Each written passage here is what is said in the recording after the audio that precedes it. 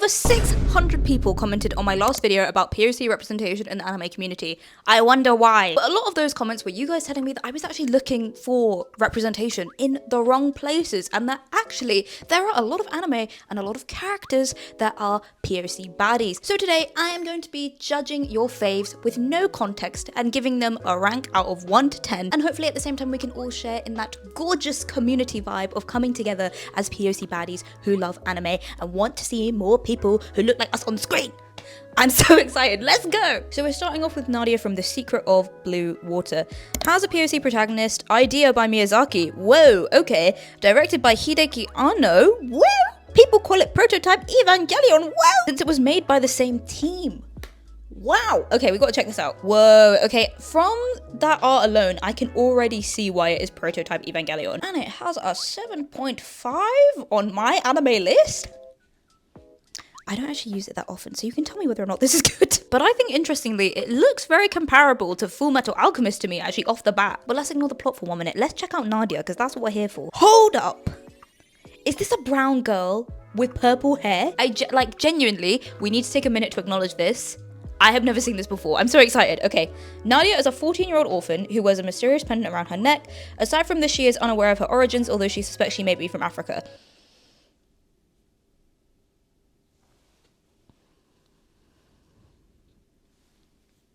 Perhaps she is not me. She is a strict vegetarian though, declaring that humans have no right to feed off of animals while turning a deaf ear to friends' suggestions that they eat meat out of hunger. Okay, in a survival-based anime, I respect that. Also, are we sure she's not South Asian? Because that's a brown girl thing to do. But like, genuinely, looking at her character's design, I actually might already cry. I don't know if you can see, I'm slightly tearing up because I have never seen a brown girl with purple hair in anime. Oh my goodness, look at that gold jewelry. Look at those hoops. Wow, okay, we have really started out on a strong note. Just because I feel like the recommendations are gonna get good, I'm giving this a solid 9 out of 10 to start. The next recommendation was Dutch from Black Lagoon, and they said it is a pretty well-rounded POC character. Okay, so I think compared to a lot of the black representation that I was showing in the first half of my last video that was terrible, this so far looks very good. Seems to be like drawn properly with no racist caricatures. We love to see it. It did feel too good to be true that I was being recommended a shonen and no Goonie shit had appeared so far. Here we go. So I think it's also great that in the race/nationality on this wiki, they explicitly say African American, because I have seen a couple wikis that have just put black. Clearly, the character depth is depthing, and I think he looks very good. He reminds me a lot of Terry Crews, if Terry Crews was wearing those teeny tiny glasses that the cunty girlies wear. I'm gonna give Dutch a solid 10 out of 10, purely because I feel like representation of black people in anime can be incredibly whack, and this one is very high up there. Well done. Moving on to the next recommendation, this person said, I'm not sure if you'll consider it good, but Twisted Wonderland made by Disney. Oh, okay. With DanAndPhilBeats, don't know if I'm pronouncing that right, the creator of Black Butler. Oh, okay, made some cool POC characters that I want to compliment. Kalim and Jamil, characters based on Aladdin, are absolutely phenomenal. Okay, now we're talking, because as any good bisexual girl knows, Aladdin and a brown bisexual girl, top tier crush of my childhood. We love twinks that rage bait and lie. We're in the shipping wiki. We're in the shipping wiki. Girl, lead with that next time. Lead with that. Now, I think with characters like this, there is an interesting topic of conversation, because it's interesting to think about the distinction between like how much of this is an artist's take on like traditional South Asian clothing and them trying to make their own clothing based off of it, or how much of it veers slightly into Orientalist views, particularly of South Asian people. Looking at them initially from this one photo, I can't tell just yet. And another interesting point of conversation that I have reflected on a bit after I made that video is that when people talk about South Asian representation in anime, I've seen a couple TikToks of people actually being like, yeah, we get drawn good, we get done well. And again, I think there needs to be a little bit more nuance to that discussion, because from what I saw in looking up like top 10 South Asian anime, it's pretty rare that you will find a character that is South Asian in anime, just existing out in the world and just being South Asian, and that doesn't have anything to do with their character. And that, in essence, is what I think good representation is. And I think in anime, it's very common for like Hindu gods and goddesses to be represented and given a lot of respect, I guess because of the parallels between like Shintoism and Hinduism. And so I'm not sure if this character, again, purely based off of the first impressions and the aesthetics, falls into a similar space. Because from first impressions, I think he has that same like mysticality about him. All that being said though, I do really fucking love this character design. Like, oh my god, it is sick. The little Mendi on his arm, the little earrings, the snake. I actually want to dress like this. Okay, so interestingly, I prefer, again, based off of first aesthetics without knowing anything about the anime, Jamil's character design more. It feels a little bit more played down, a little bit more like it's just incorporating South Asian elements rather than making it like a main part of the character. But I think I'm also aware that like Kazim might be a prince, and I like that he's got the red kajal, again the snake band. I'm also unsure if like putting gold jewelry in your hair like this is a thing in some South Asian cultures. I know sometimes there has been crossover between black and brown hair cultures, but I don't know. I'm feeling very unsure about this, but considering the fact that they are in a yaoi ship, okay, that's giving them 1 extra point. So my ranking for them, I'm gonna give it a solid 7 out of 10. And also, I really need to watch this anime because I used to love Kingdom Hearts. And I don't know how I've not heard about this, so thank you. Also, if you would like me to do a full reaction, thoughts, video essay about that, more than happy to, because I think there's a lot to explore here. Let me know in the comments. Someone said, don't forget about my girl Anthy from Utena. Girl, I will never forget about the girlies. That's what we're here for. Alrighty, let's look her.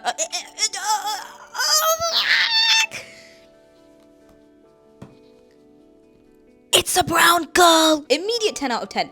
Immediate 10 out of 10. She's a brown girl with glasses with purple hair and is brown and glasses and purple hair. You don't need to give me any context, okay? And oh my god, look at her. She's smiling and she's so cute. Why didn't no one know about this sooner? While we're here though, let's find out some details about her character because I'm curious. Oh my god, she's a revolutionary girl. She is a mysterious girl who is said to have no thoughts or desires besides what her current master expects of her. Where is this going? Because of her doormat behavior, other characters tend to project their wants or desires onto her, and she's always the target of their eventual rage. Her past and current personality are simultaneously tragic and vengeful, but her personality shifts between selfless love, passive-aggressive revenge, and learned helplessness. Okay, with no context, that all sounds whack, but I'm sure it makes sense within the context of the anime. So basically, she's a brown girl on a people-pleasing journey, and is coming out the other side, learning how to not be passive-aggressive, and actually say what she wants. Don't worry, girlie, I got you, okay?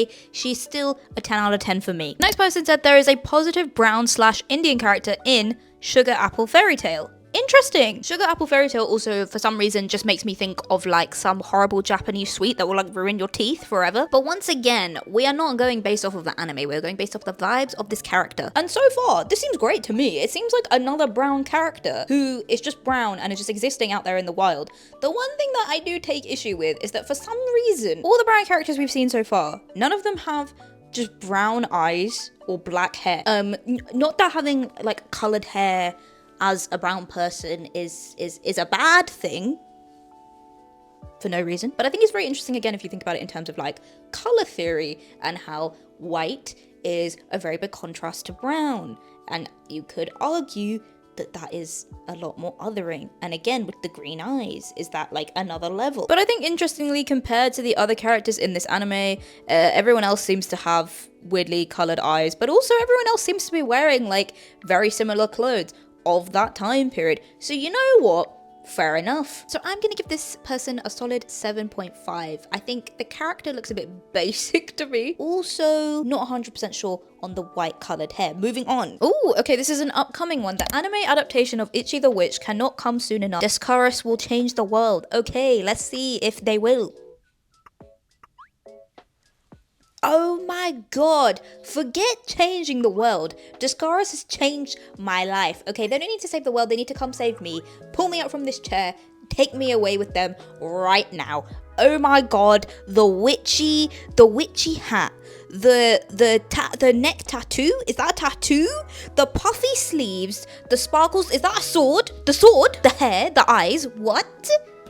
Desscaras is a stunning and captivating figure with a dark complexion, girl. You don't need to tell me twice. Her exceptionally long, thick, curly black hair is styled in cornrows parted from the middle, reaching out the sides where they converge and end in voluminous pigtails with intricate bubble braids and several curly tufts on both sides. Wow. Immediate 10 out of 10. Not only is she a black baddie, but she's a witch. And more importantly, they have specified that it's cornrows. This is what you want. You want the specificity of cultures. You want the immediacy of like, yes, you can tell that that character is black, but also they're representing their culture and their background and the people who might be reading or consuming this media without it being part of their whole character and or being made a caricature.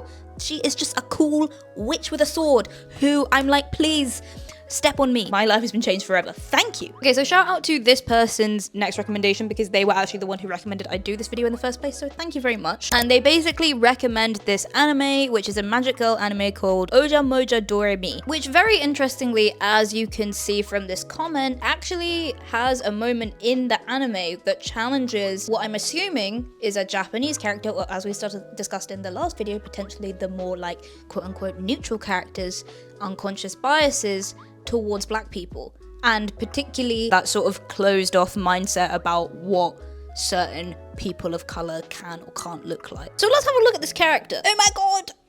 Another purple-haired baddie. Very interestingly, once again though, and it's so nice to see this, please keep this vibe coming, the black girl is drawn in the same style as all the other characters.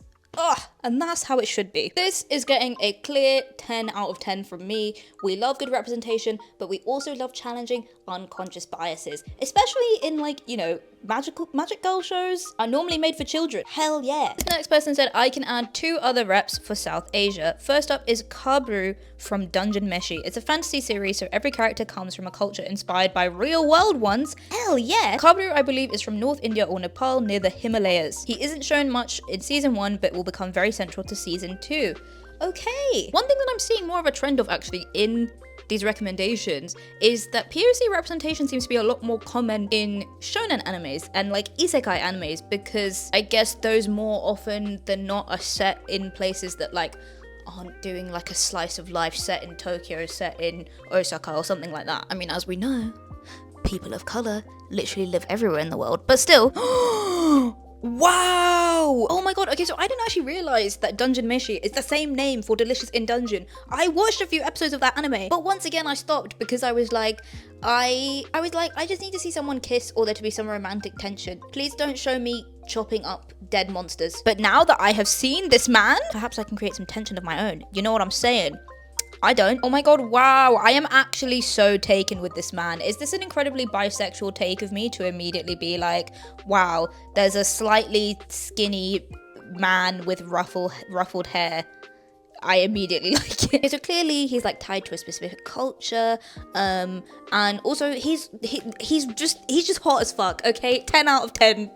great recommendation. I will be watching season 2. Also, Rupa from girls band Cry is cute. She doesn't get much focus, but when she does, she's a very cool character. This is actually one of the first characters in these recommendations that has an actual like real life brown girl name. Okay, so she is mixed race. Okay, because my immediate first thought was like, she is not immediately brown. So apparently she is a girl born to a South Asian father and a Japanese mother. Wow, and apparently her flaw lies in being a heavy drinker and having an excessively strong character. Hey, listen girly, you drink all the drinks you want. You know why? Because you are standing in for the mixed race girlies. And as long as you're not drawn in a racist way, I don't care, which clearly you're not. This is also another very interesting one to discuss because, as we saw from my first reaction, on immediate notice, you probably wouldn't think that she was mixed race. And so you could argue that in this instance, she is like Japanese or like neutral passing. But I love that despite that,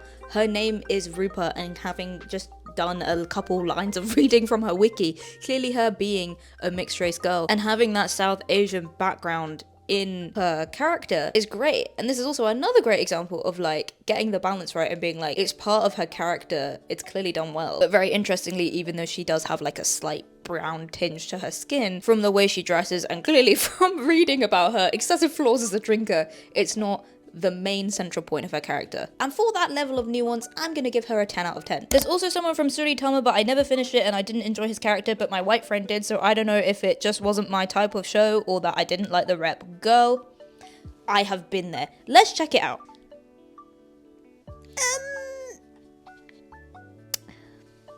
Many thoughts. Let me say them. Okay, so obviously he's got a turban. Why? Is it necessary? Is he Sikh? But he also has a duck called Tapioca, which I actually think is a very cute name for a duck. Does carrying a duck mean you have nuance as a character? That's the real question. And his name is Akira Agarkar Yamada. So is he mixed race? It says he's Indian. I mean, it could be one of those things where like he's a brown person that was born and brought up in Japan because, hello, we exist. We live in other countries. Okay, the wiki was not helpful. There was just a bunch of stuff about a duck or an organization called Duck, and then vaguely being like, he's Indian, so his skin is darker.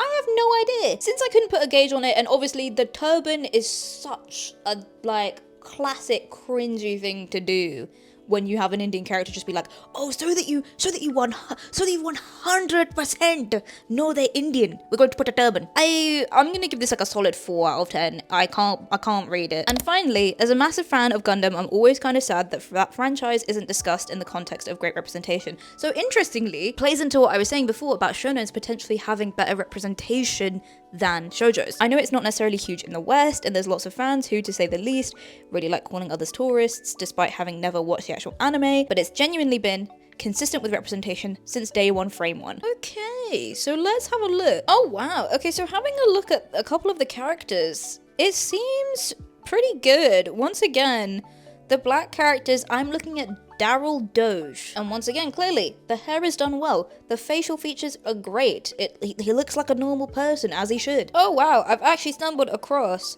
a whole Reddit post going through all of the black characters from Gundam. Wow, okay. I think for the multiplicity alone, and the fact that once again, none of these are racist caricatures, is immediately getting a 10 out of 10. Thank you for sharing that with us. This genuinely makes me feel hopeful. And my hope is that this also made you feel hopeful and made you feel that like, hey, you know what? There's some good stuff out there for all of us. As I said in my last video, for every one racist idiot, there will always be hundreds of POC fans in the wings, and this is a clear example of it. We have come together, and genuinely, this kind of community is what I have wanted from my channel from day one. So thank you so much. If you have any more recommendations, please leave them in the comments. Let me know what you thought of these recommendations that I gave as well. If you'd like me to talk more about any of those animes, give my first impression, I would love to, especially the Disney one as a Kingdom Hearts girly. If you want even more of a deep dive into representation in the anime community, not just in specific animes, but like cosplay and also just like the community as a whole, you can check out the first video that inspired this one here. Or if you want to continue with something more lighthearted and chill, I tier ranked how gay I thought different animes were over here. And as always, I hope you're having a lovely day living your best nerdy and authentic life, and I will see you over there in the next video.